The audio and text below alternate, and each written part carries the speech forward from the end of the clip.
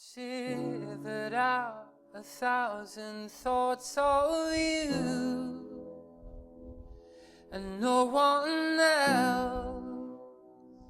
A great deal, I suppose, but maybe you don't notice it at first. But for me, when I did move to Paris, it was a lot to get used to, having come from Oxford, which is a really small town, and then going to somewhere so busy and notoriously creative.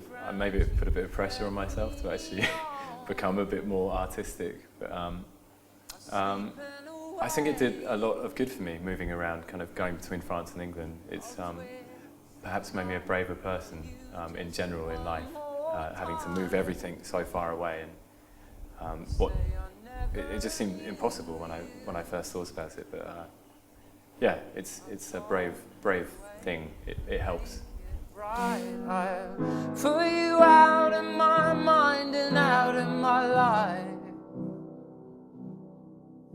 I've got the way to make it right. I've put you out of my mind and out of my life. I think from Noel I learned lots actually about the industry. I was probably quite green when we started, around about 21, 22. And I think at that point he'd sold like 50 million records or something. So it was a really good experience in terms of working with somebody with that kind of profile. And it was my first time touring around the world as well, kind of getting to go to America and things. So it was really exciting.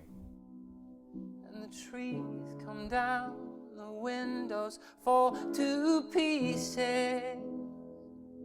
These walls are crumbling. I think for me, I've always found it easier to write about things from personal experience and relationships, and both personal and romantic. And that was the first time when I wrote that song, The Animal, which is about somebody who is involved in an abusive relationship.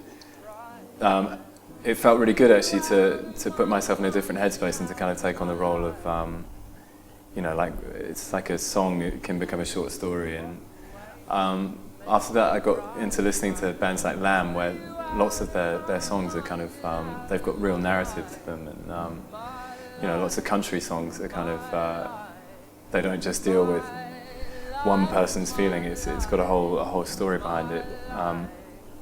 So I think there's room for both. I think there's obviously a lot more scope if you're doing it from your imagination, otherwise you're going to have to put yourself through hell to write lots of sad heartbreak songs. Yeah, I think a bit of both. Again, no, oh no, I found the way to make it right. I put you out of my mind and out of my life. I like that, yeah. Let's say that's what it is.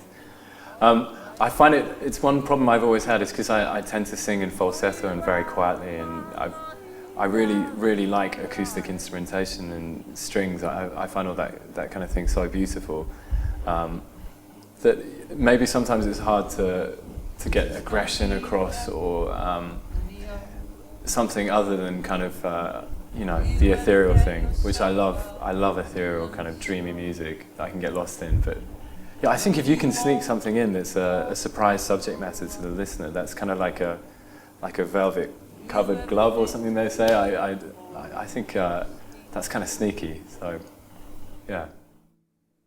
When you were young, you broke your lover's heart.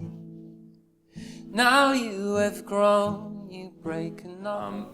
I really love working with other musicians, just because you're rarely on the same page, and that creates such a different picture, really. So I love songwriting with people like Guy Sigsworth, who I worked with a lot on my first EP and on the new album on one song. And my second album I wrote with Bernard Butler, another songwriter, and the stuff with Noel as well, and it just opens up so many possibilities. So I love writing on my own, but I think there's a lot to be found in collaboration. You moved away. I swear we've changed. I think I'm always learning.